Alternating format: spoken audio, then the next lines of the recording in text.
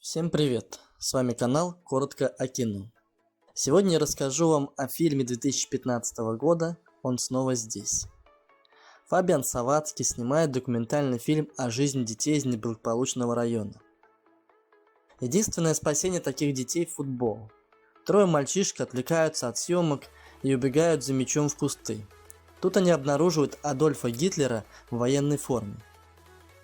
Гитлер не понимает, как оказался в этом месте, ведь секунду назад он был в своем бункере. Он пытается узнать у детей, куда подевались его генералы, но те принимают его за местного сумасшедшего. Фабиан зовет мальчишек обратно, чтобы доснять свой фильм, а Гитлер уходит. Фюрер в шоке. Он будто пьяный бродит по улицам и, недоумевая, оглядывает изменившуюся Германию. Прохожие принимают его за артиста, загримировавшегося под Гитлера.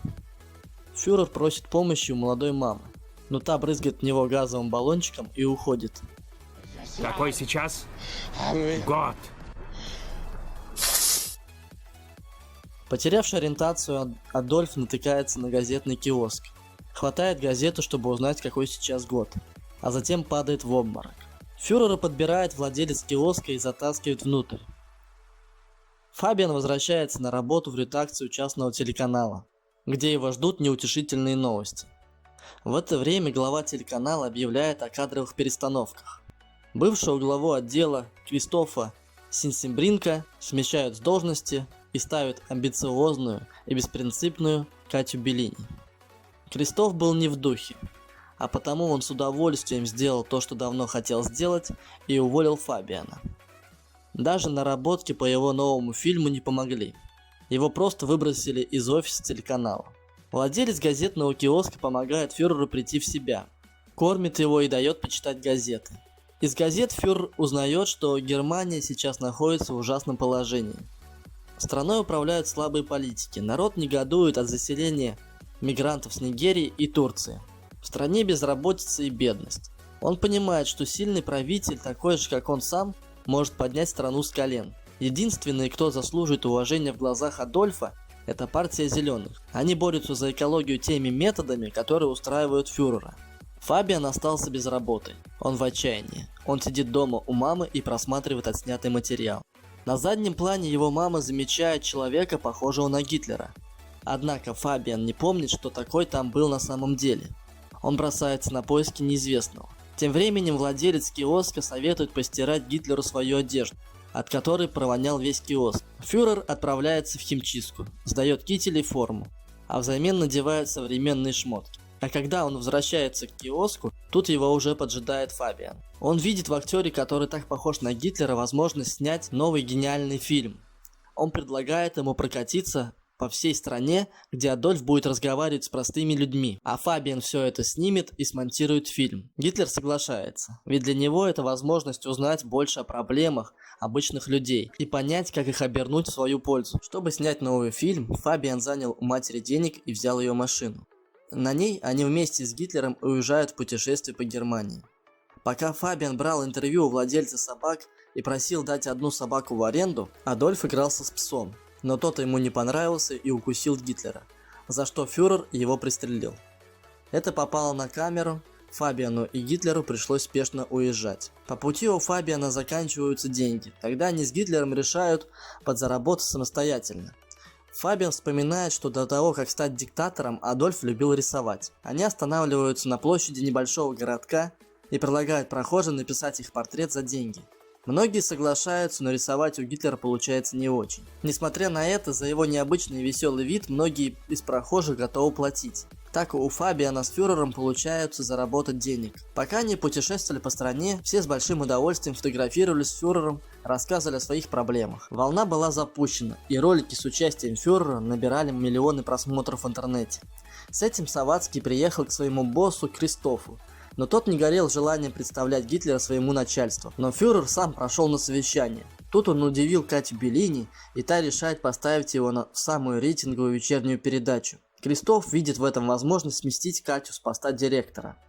Он поручает юмористам написать оскорбительные для евреев и других слоев общества шутки, которые должен будет произнести в прямом эфире Гитлер. Но когда фюрер приходит на телевидение, и ему дают слово, он отказывает читать текст с листа. Он толкает речь о проблемах Германии и неспособности слабого правительства решить эти проблемы. Он вдохновляет людей, а Кати Беллини оказывается в выигрыше. Гитлера ставят в эфир все чаще и чаще. Он появляется в различных телевизионных передачах, где его принимают за немного свихнувшегося актера. Однако публика любит фюрера, ведь он говорит с ними о том, о чем другие молчат. Гитлер начинает знакомиться с интернетом. Там он видит, как его восславляют блогеры, какие положительные комментарии ему пишут. Гитлер снова идет на улицу, чтобы найти сторонников. Он разговаривает с радикально настроенной молодежью, заявляется в клубы, где сидят национал-демократы. Крестов не оставляет попыток сместить с должности Катю Беллини. Он подает анонимную жалобу в прокуратуру, и прокурор заявляется в офис к Беллини. Однако тут он хвалит ее шоу и говорит, как ему понравился фюрер, и уходит. После этого Крестов сообщает, что телеканал должен оплатить счет за убитую собаку. Так он узнает, что фюрер застрелил пса, и сохранилась запись, как он это делает. Крестов решает использовать эту возможность, чтобы сместить Гитлера и Беллини. Фюрер приглашен на очередное шоу, где ведущий включает то самое видео с убийством собаки. Публика негодует, она не готова простить даже такому хорошему актеру, как Гитлер, убийство несчастной собаки. Крестов добился своего. Его повышают, а Катю увольняют. Гитлер отсиживается в квартире у Фабиана. Тут он пишет свою книгу, а Фабиан хочет снять по ней фильм. С идеей о съемках фильма он приходит к Кате Беллини, а та соглашается работать с фюрером. Книга Адольфа о его приключениях в современной Германии пользуется спросом. Гитлер снова становится популярным, а телеканал Кристофа без Гитлера теряет рейтинги. Кристоф не знает, как выбраться из положения и идет к Саватски. Фабиан уже в полную силу снимает фильм о Гитлере. Его самого играет актер в силиконовой маске. Есть тут и актер, играющий Кристофа.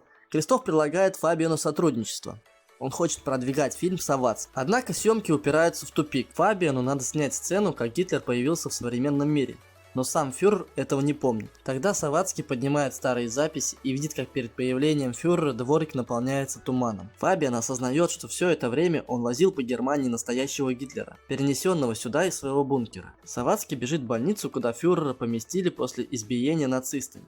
Но того уже выписали. Он сообщает Кате Беллини, что Адольф настоящий, но та сдает его санитарам и помещает в психушку. Она не хочет, чтобы правда всплыла на поверхность. Однако концовка в фильме по книге Гитлера получилась иной. Саватски вывел фюрера на чистую воду, провел его на крышу и застрелил. Но Гитлер появился здесь снова. Он убедил киношного Саватски, что все те зверства, которые творились при его правлении, происходили потому, что тиран Адольф живет в каждом из них. И Фабиану никогда не избавиться от своего Гитлера. Даже несмотря на то, что он пристрелил настоящего, фильм получил свою порцию славы. Его хвалят, Гитлера снова полюбили, и Катя Беллини вернулась в себе прежнее положение. Она на пару с фюрером разъезжает по современной Германии на автомобиле, а Фабиан Саватски остаток дней проведет в психушке. Всем спасибо за просмотр, до новых встреч!